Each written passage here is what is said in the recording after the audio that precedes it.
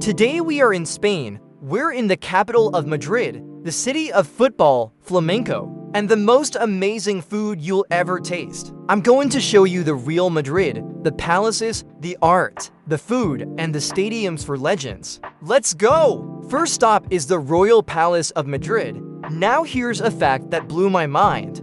This place has over 3,400 rooms, making it one of the biggest palaces in all of Europe. But the royal family actually lives somewhere else now. This palace is used for official ceremonies and state visits. Now let's touch down in Plaza Mayor, Madrid's grandest square, built way back in 1619. For centuries, this was the heart of the city for coronations, bullfights, and even markets.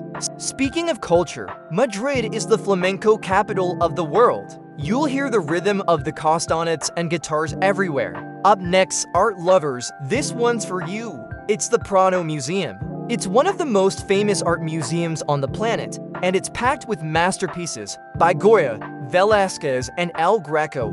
Velázquez's Las Meninas is a painting so clever that art historians have argued about it for centuries. Time for a breather in Retiro Park, Madrid's green heart, and trust me, it's huge. Over 125 hectares of gardens, fountains, and hidden statues. Locals come here every weekend to row boats on the lake. The star here is the Crystal Palace, a giant glass building that glows in the sunlight. It's something out of a fairy tale. There's even a monument to the devil in this park. He fell from heaven and landed right here apparently.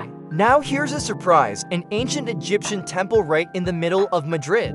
This is the Temple of Debod, a real 2,200-year-old temple that Egypt gifted to Spain in 1968 as a thank you for helping save other monuments from flooding. At sunset, it looks incredible against the sky. Then let's rocket over to Gran Vía, Madrid's most famous shopping street, glowing with neon signs and movie theaters. It's nicknamed the Spanish Broadway, between the boutique shops and the grand architecture.